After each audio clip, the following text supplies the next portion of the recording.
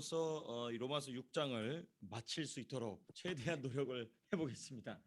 로마서를 마친다는 6장을 마친다는 말씀을 벌써 한 2주 전부터 드렸던 것 같은데 그래서 우리가 말씀을 나누다 보니까 6장을 마무리를 못하고 있습니다만은 우리 오늘은 이 로마서 6장을 좀 마무리할 수 있는 그런 시간 되었으면 좋겠습니다.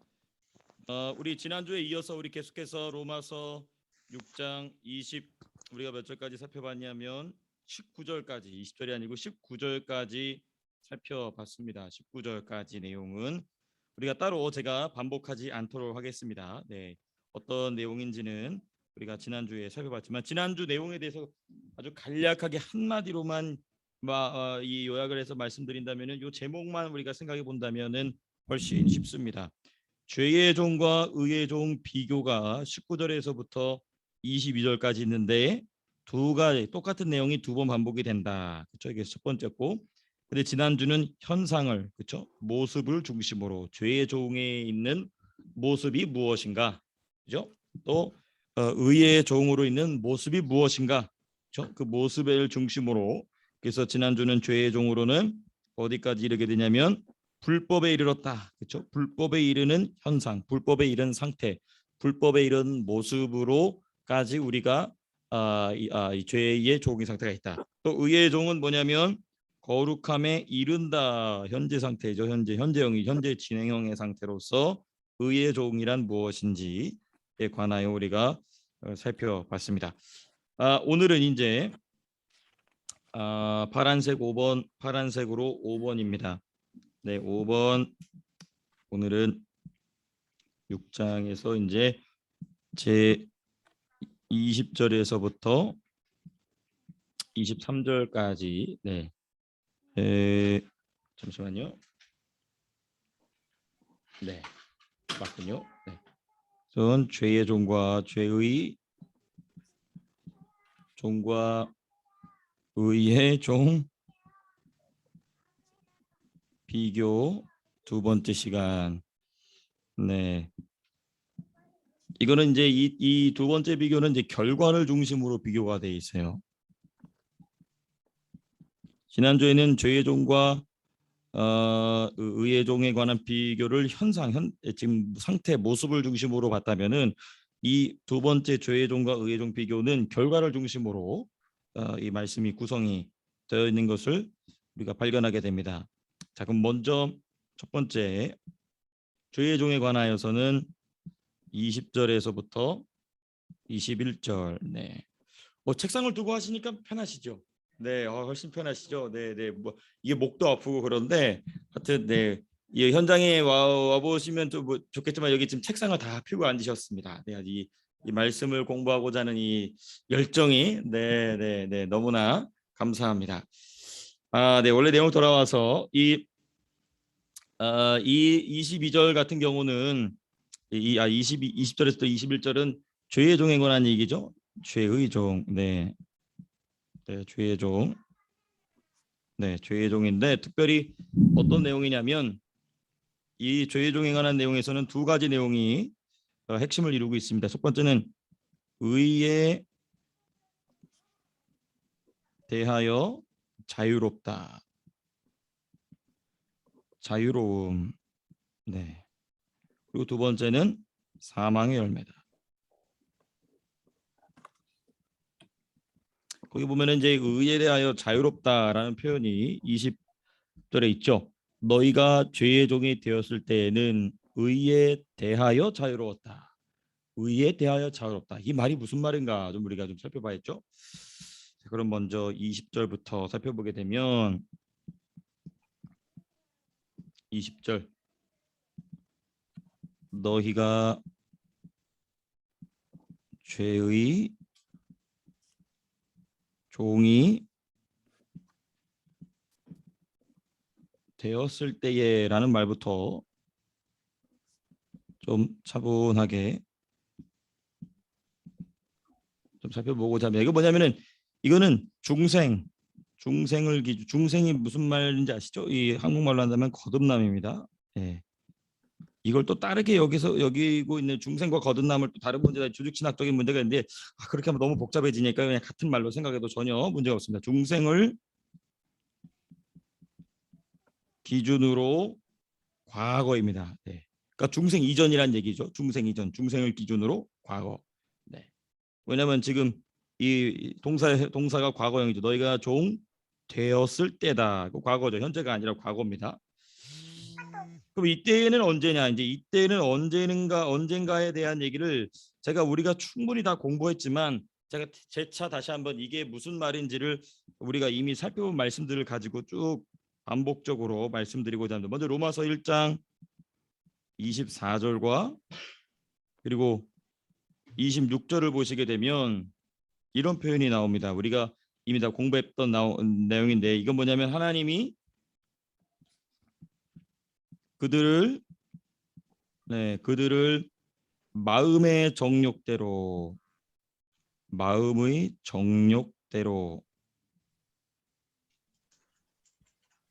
더러움에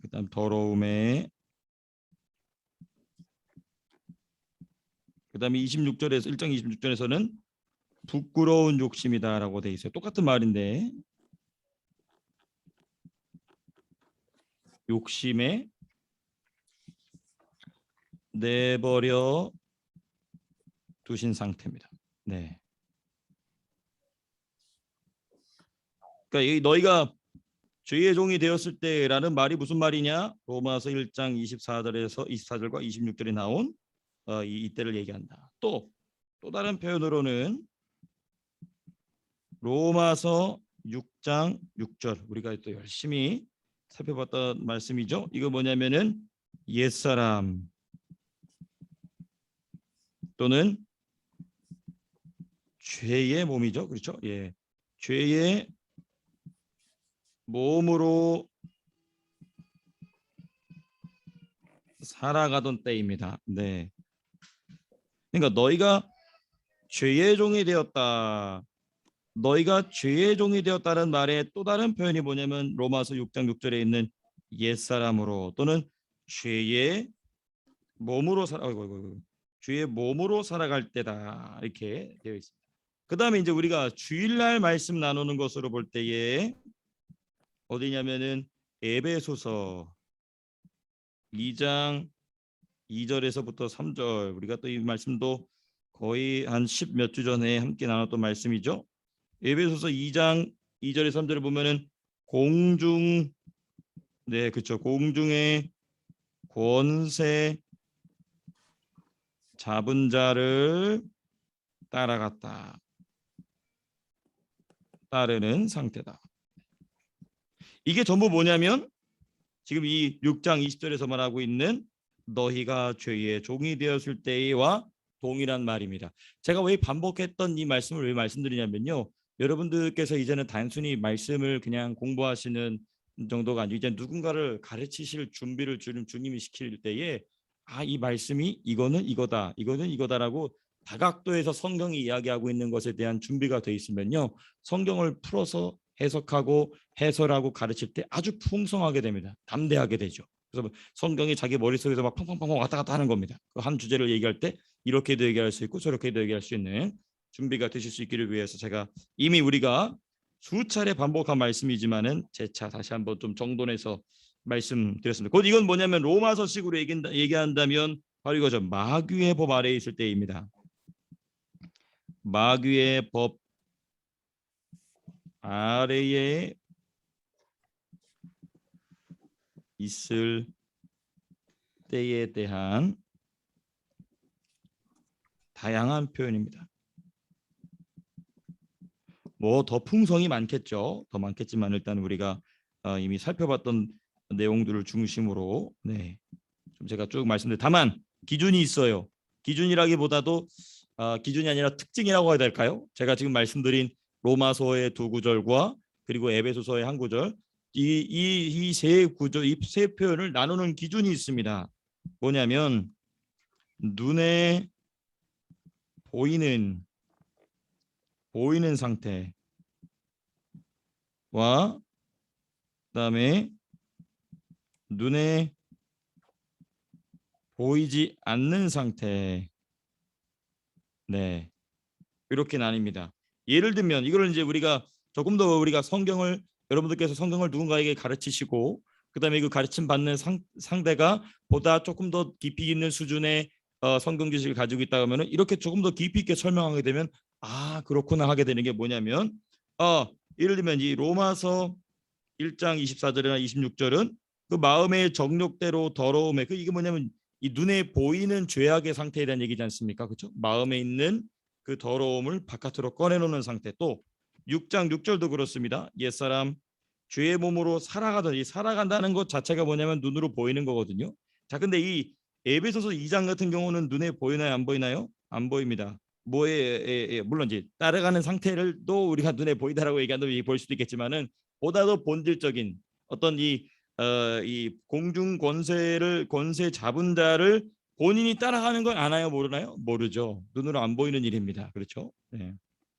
그래서 이런 기준으로 우리가 나눠서 이 말씀을 살펴볼 수 있다. 이렇게 생각해 볼 수 있습니다. 자, 그럼 두 번째 부분입니다. 20절과 21절에 걸쳐서 좀 살펴봐야 되는 내용인데요. 여기서 이제 이 죄의 종과 의의 종 비교해서 이 죄의 종에 대해서 우리가 첫 번째로 생각할 주제가 이제 의에 대하여라고 했는데 의에 대하여 자유롭다라고 했는데 의에 대하여 자유로운 게 뭐냐 이게 핵심적인 것이겠죠. 의에 대하여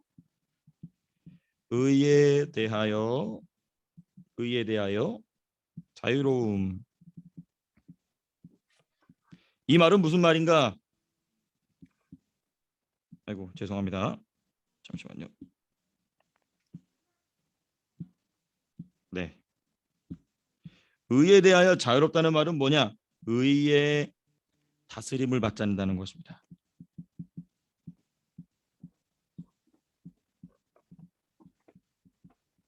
의의 다스림을 받지 않는다는 얘기. 의로부터 자유롭다. 그러니까 내가 하나님으로부터 자유롭다라는 얘기는 뭐냐면 하나님이 날 다스리지 않는다는 얘기죠. 네, 이거를 이제 우리가 로마서식으로 풀어서 본다면 삼위일체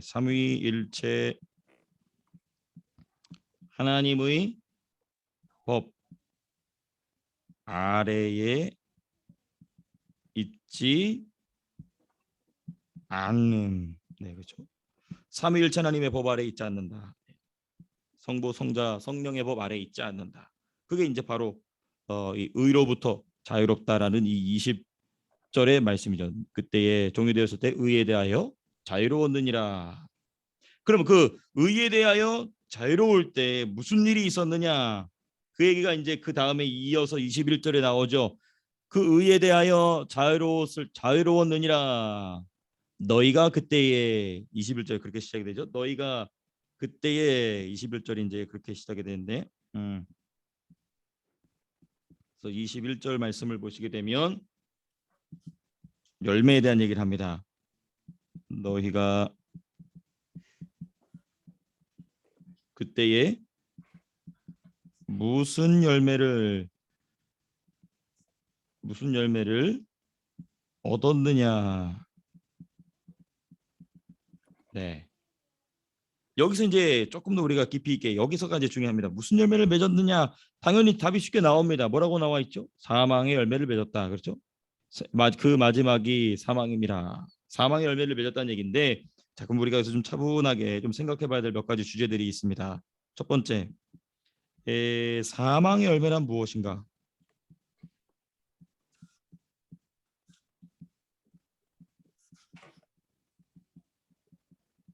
이 주제를 우리가 좀 생각해 봐야 됩니다. 사망의 열매란 무엇인가? 우리가 사망의 열매라는 말은 언뜻 들으면 쉬운 말인데 정의 내리기가 어려워요. 그게 나쁘다, 안 좋다라는 건 알겠는데 그걸 딱 뭐다라고 정의 내리기가 좀 이게 난해한 부분이 있어요. 왜냐하면 추상적인 개념이기 때문에 이것을 아주 쉽게 얘기하는 게 뭐냐면 자 열매는요. 일단 열매는 사람의 행실을 말합니다. 행실. 네, 이걸 딱 성경을 찾아봐야 되는데 그럴 시간이 그때 생략하고요. 행실을 의미한다. 그러므로 이 사망의 열매라는 얘기 뭐냐면 사망의 열매는 따라서 사망의 열매는 모두라는 말을 빼고 그냥 불타 없어질 행실 또는 지옥으로 연결된 행실입니다. 당연히 그 사람의 행실이죠. 자, 그럼 우리 여기서 아주 중요한 부분 한 가지를 발견하게 됩니다. 무엇이냐?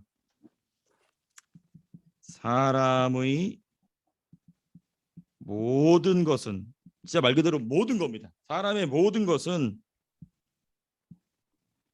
영속성을 갖는다. 중요한 표현입니다.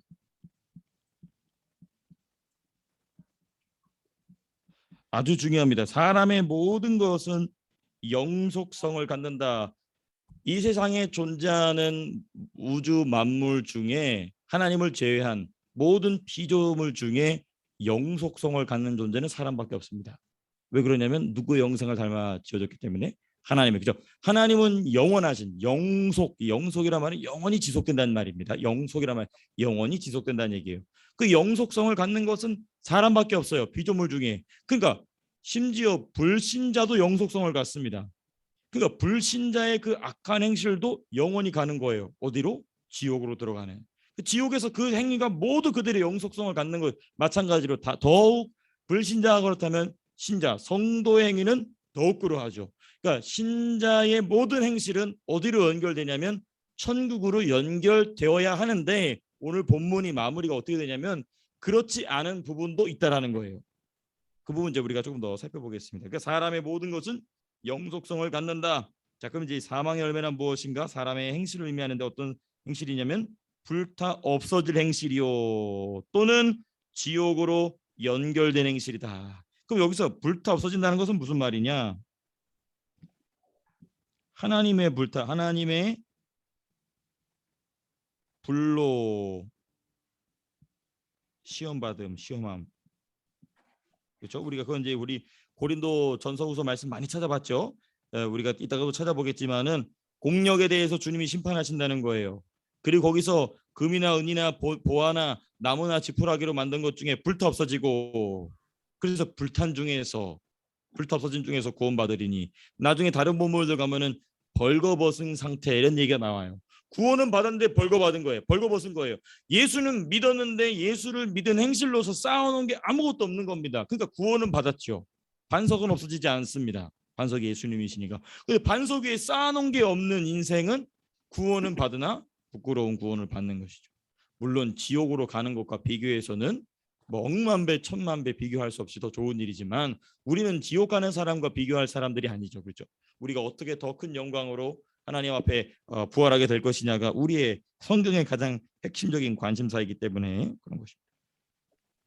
자, 그럼 사망의 열매가 뭔지는 우리가 이렇게 살펴봤습니다. 그럼 두 번째, 너희가 그때 무슨 열매를 얻었느냐? 사망의 열매를 맺었다라고. 나는 이 말에 대해서 두 번째로 생각해볼 게 뭐냐면 부끄러움입니다. 이제는 뭐 하나니? 이제는 부끄러워하나니.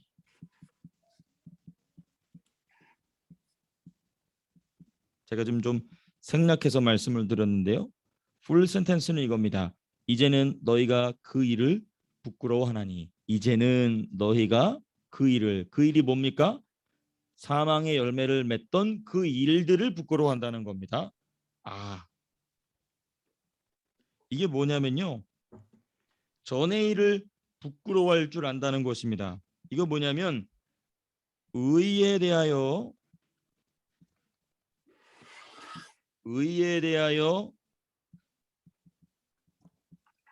자유로울 때에는, 의에 대하여 자유롭다는 말은 뭐라고 말씀드렸죠? 의에 대하여 의의 지배를, 의의 다스림을 받지 않을 때라는 얘기죠. 그렇죠? 그러니까 의의 다스림을 받지 않을 때에는 뭘 느끼지 못하느냐? 부끄러움을 느끼지 못한다는 겁니다.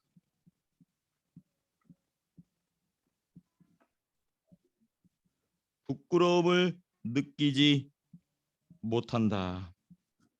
그러나 그러나 지금은 부끄러움을 느끼 이게 바로 지금은 부끄러움을 느끼게 되었음. 이게 뭐냐면 바로 의의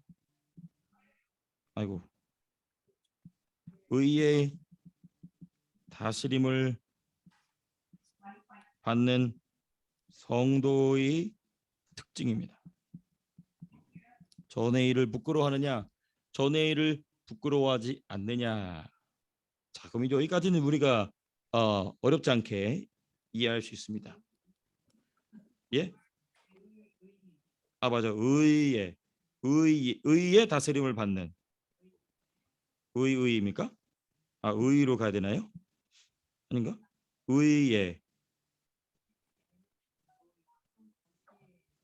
맞아. 맞아. 의 맞습니다. 의 맞습니다. 맞아요. 감사합니다. 우리 서희도 항상 그러거든요. 제가 뭐라고 영어를 잘못 말하면 제가 항상 fast라고 얘기하면 뒤에서 뭐라고 하는지 아세요? quickly. 항상 그래요. quickly. 서희가 항상 제가 항상 제 발음과 이 그래마를 지적을 합니다. 감사합니다. 네. 이제 모전 여전 네 맞습니다. 네 우리 옆에 민서는 뭔 얘기지 중간에서 이제 민서는 자 근데 여기서 제가 이제 질문이 한 가지 있습니다. 여기 뭐냐면 이 네 번째 질문이 세 번째 질문이 참 중요합니다. 색깔이 좀 잘못 선택이 됐네요. 여기서 보게 되면은 이 부끄러워한다는 말이 참 중요합니다. 부끄러워한다는 말이 중생 이전만인가 또는 중생 이후도 부끄러워하는가? 여러분 어떻게 생각하십니까? 단답형으로 우리 누구부터 여쭤볼까요? 우리 온라인으로 우리 현지 선생님. 네. 네, 현지 선생님 제가 온라인에서 부르면 별로 달갑게 반응 안 하세요. 네, 별로 대답을 이렇게 달갑게 안 하세요. 그래도 괜찮습니다. 사랑하고 축복합니다. 우리가 여기서 보면은 이제 부끄러워한다 하지 않습니까? 이 부끄러워한다고 했을 때 이 해당 사항이 중생 이전의 일만을 부끄러워한다는 얘기일까요? 사도 바울의 의도가 아니면은 중생 이후에도 부끄러워한다는 말일까요? 어떻게 생각하시나요? 뭐 길게 대답하지 않아도 괜찮습니다. 둘 중에 하나만 선택하셔도 되십니다. 중생 이후도 부끄러워하는 거 아닐까요? 네, 알겠습니다. 우리 현재 선생님 중생 이후도. 자, 그다음에 우리 예쁜 우리 이 헤어밴드를 하고 계신 우리 김희자 집사님. 방금 카메라에 보이셨는데 카메라에 사라지셨네요. 김희자 집사님, 제 목소리 들리시나요? 네. 마이크를 잠깐만 켜줄 수 있으신가요, 집사님? 네. 네, 집사님 제 목소리 들리시죠? 네. 집사님 생각하시기에는 여기서 부끄러워한다라는 이 말이 어디까지 적용이 돼야 될까요? 둘 중에 중생 이전만일까요? 중생 이후도 있을까요?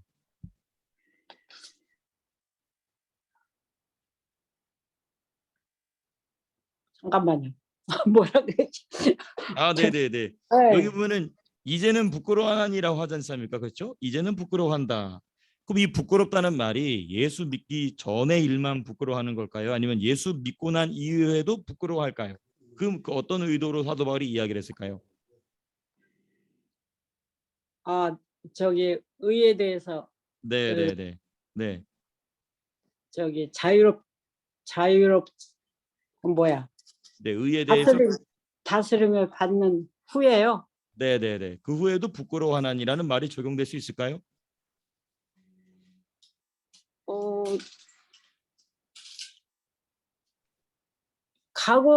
과거잖아요. 저기가. 그렇죠. 자기가 그렇죠. 의에 대해 그렇죠. 자유롭게 행동할 때는. 그때에 대하여만 부끄러워한다. 잘 헷갈리는데요. 아, 네, 갑자기. 괜찮습니다. 괜찮습니다. 괜찮습니다. 네. 네, 네. 아닙니다, 집사님. 제가 집사님 당황시켜 드리려고 질문 드린 게 아닌데요. 죄송하게 됐습니다. 네, 괜찮습니다. 네, 헷갈리는 내용입니다. 네, 맞습니다. 자, 우리 이제 현장으로 돌아와 보겠습니다. 우리 현장에 우리 우정희 선생님 어떻게 생각하시나요? 부끄러워한다는 말이 중생 이전만에만 해당되는 얘기일까요? 아니면 중생 이후에도 부끄러워하나니라는 말까지 포함이 될까요? 아, 그 일을 네네. 네네. 그렇죠.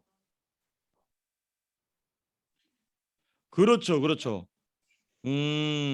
나 왔다 갔다 하시는 거군요. 그렇죠? 괜찮습니다. 아주 근데 중요한 태도예요. 왜냐하면 본문 자체에 그 일을 부끄러워한다고 명하게 얘기하고 있죠. 그렇죠? 네네네. 그렇죠. 그렇죠. 그 일을. 근데 또 아까 제가 국력 심판 얘기도 했고 둘 중에 뭐가 많은지는 네네네네. 네.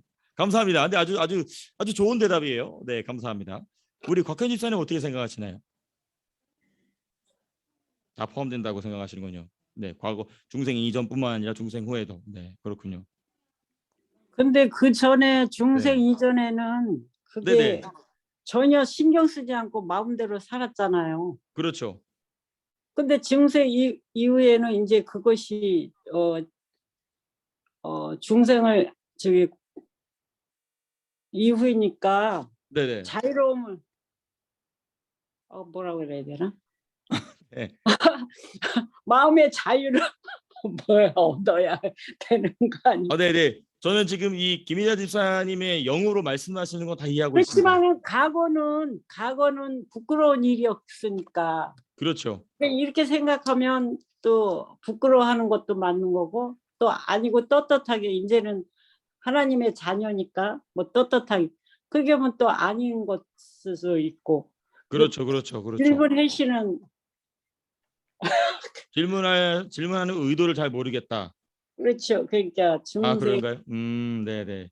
갑자기 네, 알겠습니다. 앞으로는 제가 더 의도를 정확하게 밝히겠습니다. 네, 네, 하여튼 아니 그래도 제가 이해를 네네. 못하는 거 있어요. 아, 네, 아닙니다. 아니에요. 이게 왜냐하면 이 말 자체가 명확하게 떨어지는 문장으로 돼 있지 않아서 충분히 그러실 수 있습니다. 하여튼 집사님 의견 말씀해 주셔서 감사합니다.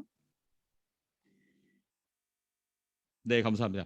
네, 집사님 아까 곽 집사님 말씀하시다가 말하셨는데, 네, 네네, 네네.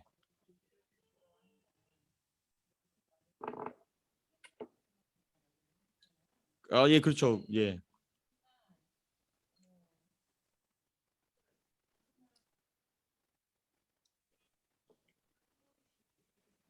그렇죠, 그렇죠, 그렇죠, 그렇죠. 모르고 지었을 때, 네네, 그렇죠,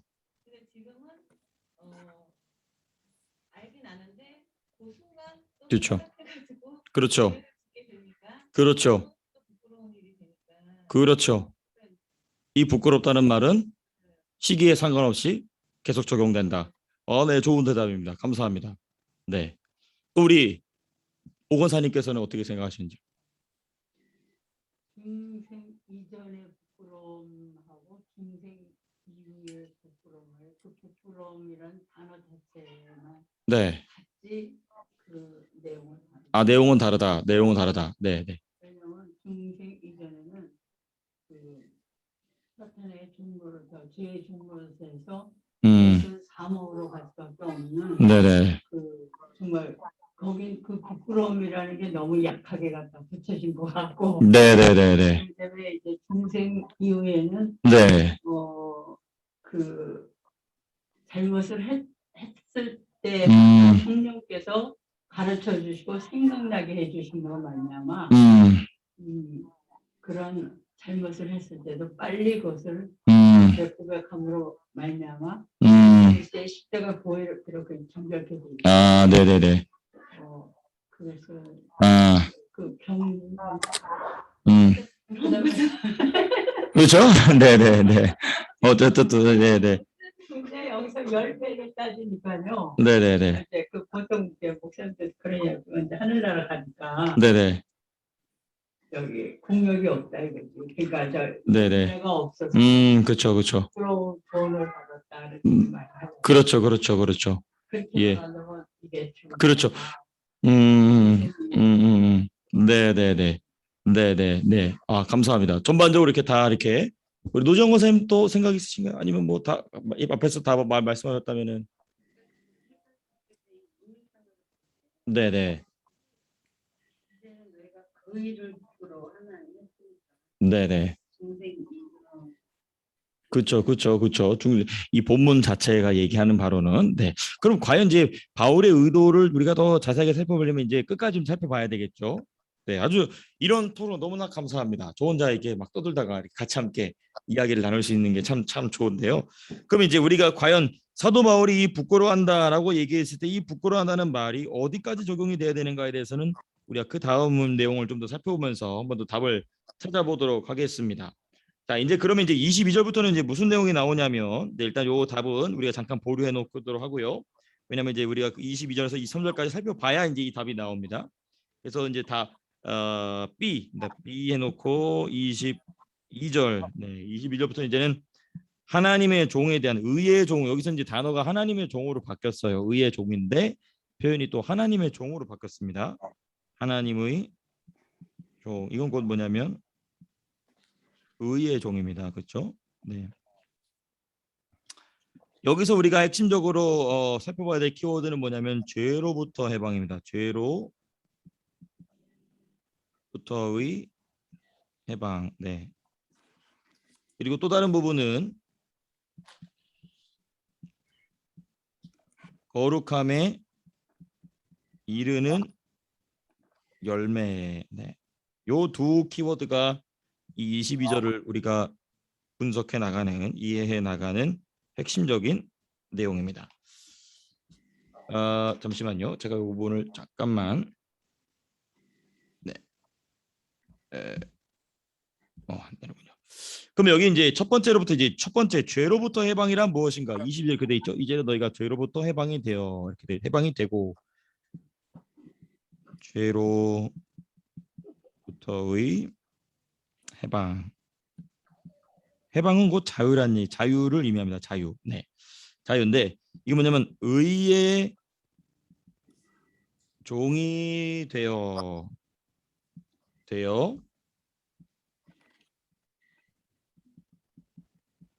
죄로부터 자유롭게 된다. 죄의 다스림을 더 이상 받지 않는다는 것이죠.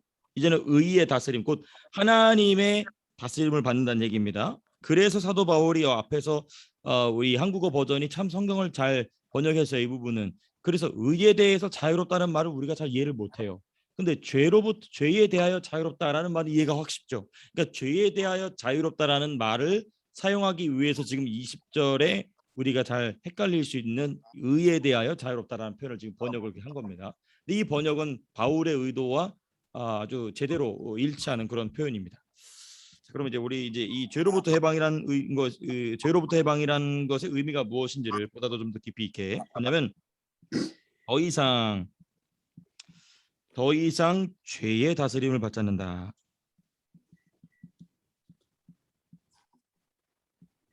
아마 여러분들께서 지금 느끼고 계시겠지만은 6장에서 계속했던 말을 지금 또 하고 있음을 지금 아마 발견하고 계실 겁니다. 새로운 내용이 아니라 같은 내용인데 여러 가지 다양한 표현으로 지금 사도 바울이 반복해서 이야기하고 있죠. 이 말은 뭐냐면 삼위일체 하나님의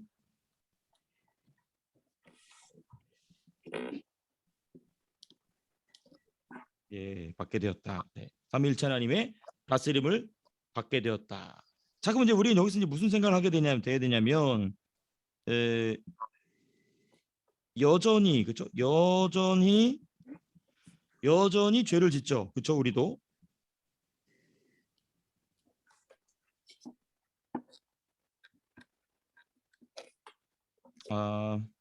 모습이라고 하면 좋겠네요. 네. 또 죄가 발생합니다. 자, 지금 여기 우리 6장 전반부에서 우리가 계속 살펴봤던 내용이 지금 또 나오고 있는 건데요. 죄의 다스림을 받지 않는다. 그럼 죄를 안 져야 되지 않겠습니까? 근데 죄를 짓거든요. 그거 왜 그러냐? 그거 이제 우리가 한참 나눴던 내용이니까 간략하게만 우리 다시 공론하고 넘어가겠습니다. 어디냐면 6장 6절에서부터 7절 말씀 복습입니다. 복습. 네. 복습해 보시면은 핵심은 이거예요. 뭐에 속기 때문이다? 거짓에 속기 때문이다. 네, 거짓에. 로마서 6장에는 거짓에 속는다는 말이 안 나옵니다. 그렇죠? 왜냐하면 이 죄를 다시 짓는 문제에 대해서는 로마서 6장이 다루고 있지 않기 때문입니다. 단정적으로 원사이드의 상태에서만 얘기하고 있어요. 죄의 몸으로 살 때와 중생한 이후 상태의 이 양쪽의 상태에서만 얘기하지 그 중간에서 발생하는 죄의 문제에 대해서는 6장이 잘 이야기하고 있지 않습니다. 이제 그 문제가 이제 7장에 가서 나오긴 하지만, 근데 제가 이 6장에서 왜 그럼에도 불구하고 죄가 발생하는가에 대해서 지난번에 이 결론을 낸 거는 뭐에 속기 때문이다? 거짓에 속기 때문이다. 근데 우리가 거짓에 속는다는 말은 우리가 주일날 몇 차례 반복해서 말씀을 나누고 있죠. 그렇죠? 어디를 살펴보면 나오죠? 에베소서에 보면 나옵니다.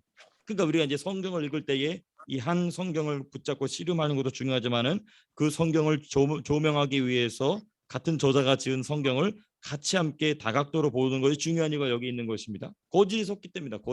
거짓에 속기 때문에 어떤 거짓에 속느냐에 대한 문제는 제가 다시 언급하지 않겠습니다. 좀 시간이 많이 지났기 때문에 시간이 좀 됐기 때문에 거짓에 속기 때문에 이 거짓은 누가 주죠? 당연히 거짓에, 그렇죠. 거짓의 아빈 사단 그리고 사단의 졸개들이 우리 안에 우리의 생각과 마음 속에 삶 속에 찾아와서 계속해서 거짓을 일으키고 그 거짓을 통하여서 우리로 하여금 죄를 짓게 한다. 근데 그 거짓 중에 하나가 뭐냐면 7장에 가서는 율법이 됩니다. 거짓으로서 마귀가 사용하는 도구가 뭐가 되냐면 로마서 7장에 가서는 그게 율법이 돼요. 우리가 몇 차례 살펴봤죠. 네. 이 7장 8절 같은 경우 이렇게 돼 있죠. 그러나 죄가 기회를 타서 계명으로 말미암아 내 속에서 온갖 탐심을 이루었나니 이는 율법이 없으면 죄가 죽은 것임이라. 이 말씀이 좀 어려운 말인데 쉽게 하면 이겁니다. 거짓으로 우리가 죄를 짓게 되는데 거짓 때문에 그 거짓이라는 이 도구로서 재료로서 사용되는 게 유대인들에게 있어서는 율법이었다는 것이죠. 아주 이제 간단하게 우리가 해야 되죠. 자, 그럼 이제 우리는 여기서 조금 더 깊이 있게, 자, 그럼 여기서 우리가 이제 성경을 공부할 때 제가 참 성경을 이렇게 공부하면서 여러 가지 성경 상황들을 연결지어서 설명할 수 있는 실력을 가진 성도님들과 성경 공부한다는 게 저는 참 감사합니다. 이게 뭔 소린가? 삼위일체 하나님은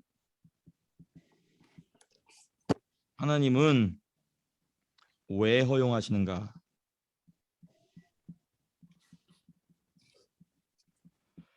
우리에게 능력을 주셔서 거짓을 들고 오는 이 귀신들의 머리를 박살을 내도록 해주시던가, 아니면 아예 귀신들의 모든 활동을 아예 멈춰서 아예 지금부터 무적행에 처박아 두시면 되는데 왜 하나님은 능력이 없으신 분도 아니신데 이걸 허용하시는가? 우리가 뭘 보면 잘 알 수 있죠? 우리 새벽에 나누고 있는 욥기를 보면 알아요. 그러니까 이게 참 말씀이 다 이렇게 연결되지 않습니까? 욥기를 삼위일체 하나님은 이것을 왜 허용하시는가? 크게 두 가지 이유입니다. 첫 번째, 그 아들 예수 그리스도, 그의 아들 예수 그리스도를 더욱 의지하게. 이 부분에 오해가 있으셔는 안 됩니다. 우리가 이제 성경 공부를 좀 깊이 했기 때문에 이 말이 이해되시는 거예요. 제가 주일날에는 이런 말씀을 쉽게 잘 드리기가 어렵습니다. 왜냐하면은 실력이 없어서가 아니라 앞에 설명할 시간이 부족하기 때문에. 그런데 그럼 하나님이 죄를 짓게 만들고 자기 아들로 아들을 의지하게 하시느냐? 그럼 이제 우리는 굉장히 우리 인간 머릿속에서의 지진이 나죠. 근데 이제 이 말의 의도가 무슨 말씀이 아시죠? 그 아들 예수 그리스도를 더욱 의지하게 하십니다. 그럴 정도로 우리로 하여금 그 아들 예수 그리스도를 의지하게 하시다. 그럼 하나님이 죄를 짓게 하시냐? 그 문제는 아니죠. 그 문제는 아니지만 하나님이 이와 같이 마귀들의 활동을 허용하시는 이유가 뭐냐면 그 아들 예수 그리스도를 더욱 의지하게 하시기 위해서. 두 번째, 의지한다는 것은 이제 특별히 피와 십자가입니다. 여러분 제가 아마 수십 번도 더 이 말씀드렸지만은 예수님의 피를 많이 선포하십시오. 예수님의 피를 많이 의지하시고 선포하십시오. 이런 면에 있어서 제가 잠깐 좀 좀 옆으로 나와서 여러분들께 같이 기도의 제목을 말씀드린다면은 우리 교회에 하나님께서 여러분들이 마음에 품고 있는 우리 교회 왔으면 좋겠다 하는 이런 이 신앙의 또 동료들이 있지 않습니까? 근데 이제 그런 기도의 제목들을 두고 우리가 기도하는 거 너무 중요하고 계속 지속적으로 해주시고 더욱더 그런 기도가 깊어지게 되시기를 바랍니다. 자, 그런데 하나님께서 참 일하시는 게 우리의 생각과 다르게 나는 이 사람을 위해서 기도했는데 이 사람은 꿈쩍도 안 하는데 어디선가 딴 데서 사람이 옵니다. 왜냐하면 하나님이 그 기도를 그렇게 사용하시는 거거든요. 우리가 낙심할 필요도 없고 저절할 필요도 없는데 이때 제가 여러분들에게 부탁드리는 기도의 제목이 뭐냐면 누가 와서 이 자리에 앉든지 간에 이 자리에 앉아서 듣는 말씀에 그 가슴이 열리게 하여 주십시오. 그 귀가 열리게 하여 주십시오. 그 마음이 열리게 하여 주십시오. 그 영이 화답하게 하여 주십시오. 라는 기도를 꼭 우리 성도님께서도 같이 해주신다면은 너무나 우리 교회에 큰 유익이 될 것입니다. 누가 오더라도 이 자리에 앉았을 때에 귀가 열리는 이런 게 있었나 하고 귀가 열리게 되는 그 영이 화답할 수 있도록 이게 하나님은 절대 외상되시는 분 아니시거든요. 그러니까 우리가 그렇게 기도로 씹어두면 주님이 그렇게 응답하실 줄로 믿습니다. 그런 부분에 있어서 예수님의 피, 이 자리가 이 의자 한 자리 한 자리에 예수의 피로 적셔 주십시오라고 우리가 같이 기도한다는 것 너무나 중요하겠죠. 자, 본래의 내용으로 돌아와서 하나님이 왜 이러한 일을 허용하시는가? 두 번째는 뭐냐면 거짓에 속는 연약함을 드러내게 하시며 드러내어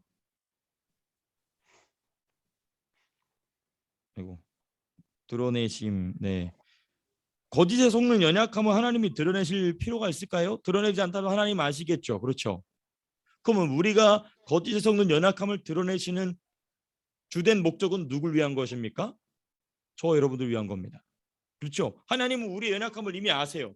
우리로 하여금 이런 이 일을 만나지 않게 하더라도 우리 속에 있는 그 연약함을 아신단 말이에요. 그런데 하나님은 이런 일을 허용하시고 마귀의 활동을 허용하셔서 우리로 하여금 그 연약함이 드러나게 하시는 뭐냐면 100% 누굴 위한 거냐면 저와 여러분들을 위한 것입니다. 이게 내 연약한 부분이구나 라는 것을 발견하게 하시기 위해서 하나님은 마귀의 활동을 허용하신다. 네, 이게 지금 우리가 로마서 지금 이 22절을 통해서 살펴보게 되는 것입니다. 내용이 좀 남았기 때문에 시간이 거의 다 됐지만은 오늘 조금만 더 한 10여 분 정도만 더 진행하고 마무리하도록 하겠습니다. 죄송합니다. 니은 여기는 이제 거룩함에 이르는 열매가 무엇인가? 거룩함에 이르는 열매다.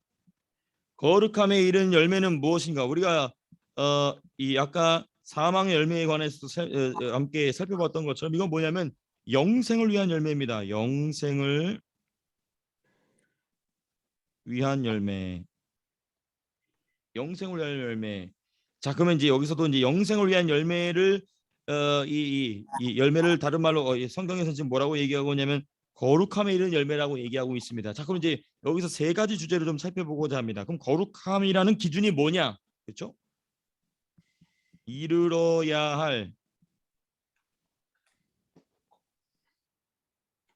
거룩함의 기준, 그건 당연히 예수 그리스도시죠. 예수 그리스도의 거룩함을 닮아간다. 그래서 우리가 에베소서 말씀 살펴봤던 것처럼 에베소서 몇 장이었죠? 4장 13절의 말씀처럼 그리스도의 장성한 분량입니다. 분량이 성도가 이르러야 될 거룩함의 기준입니다. 그래서 이 그리스도의 장성한 분량을 어떻게 이뤄가느냐? 그래서 바울은 에베소서에서 뭘 얘기하냐면 제일 먼저 교회에 속하라는 것입니다.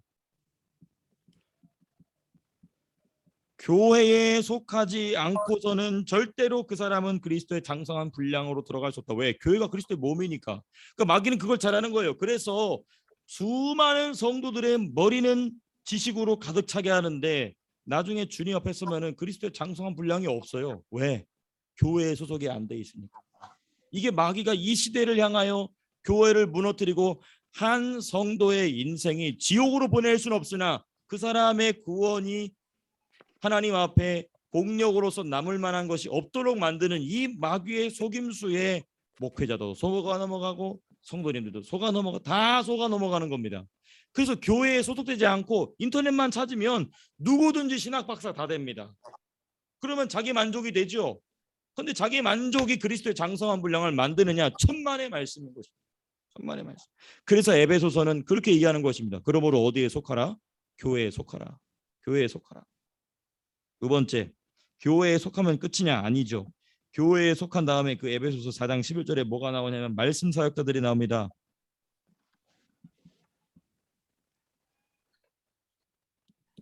말씀 사역자들의 섬김을 받으라. 그래서 주께서 분량을 따라 누구를 세우냐? 사도와 선지자, 복음 전도자와 목사와 교사를 세웠다는데 지금은 목사와 교사만 남았다고 제가 지난 주일에 말씀드렸죠. 지난번에 말씀드렸죠. 그러니까 말씀 사역자들의 섬김이 뭐냐면 내가 그들의 입에 말씀을 넣어줬으니 그리스도의 몸된 교회 안에 속해서 너희는 그들의 말을 통하여 전달되는 나의 말을 먹고 자라나라는 겁니다. 그리고 나서 나온 말이 뭐냐면 그리스도의 장성한 분량에 이르기까지라는 말이 거기서 나오는 거예요. 그래서 많은 사람들이 그리스도의 장성한 분량으로 자라낸다는 말은 잘 아는데 어떻게라는 것은 몰라요. 제일 먼저 중요한 건 교회에 속하는 겁니다. 두 번째, 교회에 속하여서 말씀 사역자들의 섬김을 받으라.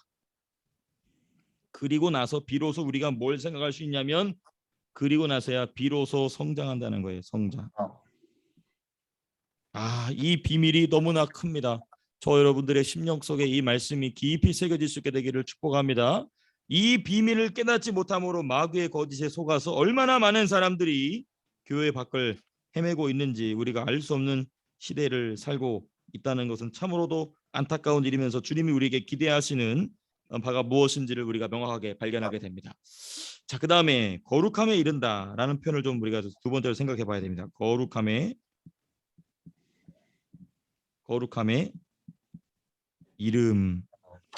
이른다. 이제 좀 이게 진행형이죠. 네, 이 말은 뭐냐면 제가 마음이 급하니까 그렇지 않아도 글씨가 삐뚤빼뚤인데 더 난리가 납니다. 죄송합니다. 거룩은 단회적 사건이 아니며 단회적 사건이 아니다. 아주 중요합니다. 단회적 사건이 아니며 거룩은 무엇인가? 거룩은 반복적 과정을 통해 이룬다. 네, 반복적 과정이죠. 과정이라는 표현 참 중요합니다. 반복적으로 똑같은 일이 반복되면서 내가 10번 죄짓던 거 9번으로 줄어들고 9번 죄짓던 거 8번으로 줄어들고 쉽게 표현한다면 이런 것이죠. 네, 이게 바로 거룩함에 이른다라는 말의 의미입니다. 자, 그러면 여기서 우리는 뭘 보는데 그래서 사도 바울이 이 거룩함에 이르는 열매라는 표현을 사용한 겁니다. 그래서 열매라는 표현을 사용한 겁니다. 열매. 그렇죠? 왜냐하면 단회적 사건이라면 열매라고 될 수 없습니다. 왜냐하면 열매는 뭐기 때문에 사람의 행실이기 때문에. 그렇죠? 행실은 그 사람의 인생의 모든 행적을 의미하는 것입니다. 열매 곧 행실로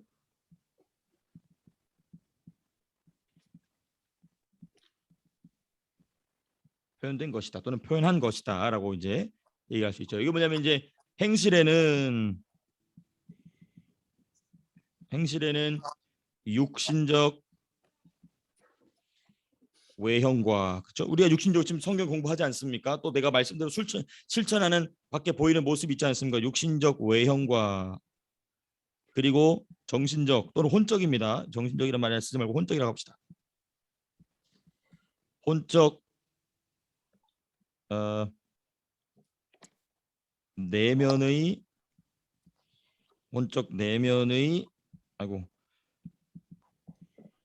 조화로 이루어지며 무엇이요? 행실이 육신의 외형과 혼적 내면의 그러니까 내면의 결단이죠. 내면의 깨달음이죠. 내면의 찔림이죠. 그것이 우리의 육신적 외형으로 나옵니다. 근데 여기 중요한 게 있어요. 이 둘만 움직이는 것이 아니라 이 조화로 이어지며 이 조화는 무엇의 지도를 받느냐? 영의 통제를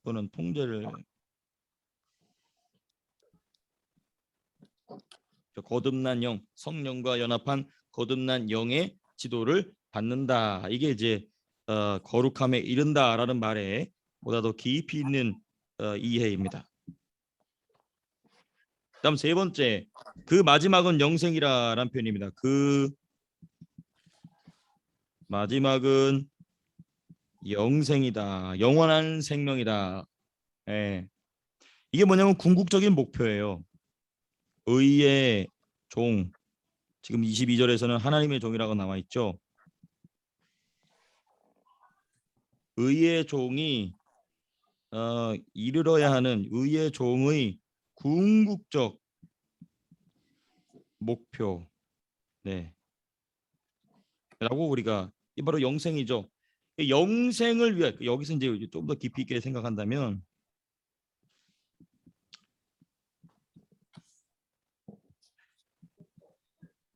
영생을 위하여라는 말을 여기서 이제 이 행위 구원과 은혜 구원의 아주 결정적인 차이점 여기서 발생하는 겁니다. 자, 중생 또는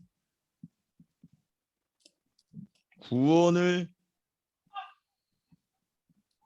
위하여가 아닙니다. 그렇죠?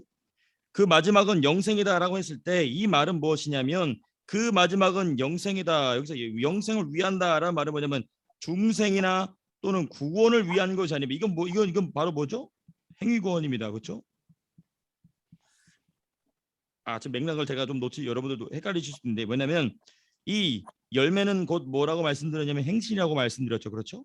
그러니까 그럼 이 열매는 행실인데 그럼 이 행실은 무엇을 위한 행실이냐면 영생을 위한 행실이라고 지금 바울이 결론을 맺고 있어요. 그렇죠? 근데 그럼 이 영생을 뭐라고 얘기해야 되느냐 했을 때 이 영생을 구원 내지는 중생으로 말해버리면 사람은 뭐로 말미암아 구원받게 되는 겁니까? 행실로 구원받는다는 표현이 되는 거예요. 그러니까 여기서 말하는 이 영생은 구원이 아니고 뭐냐면 천국에서의 삶을 얘기하는 것입니다. 네, 또 다른 표현으로는 천년왕국, 또 다른 말은 메시아의 나라 또는 영원 천국에서의 누림을 위한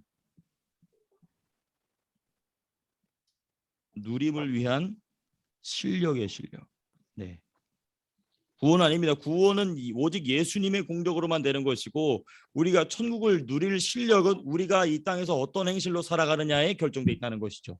그게 이제 영생을 위한 열매다라는 게 이제 바로 이 22절의 결론인 것입니다. 네.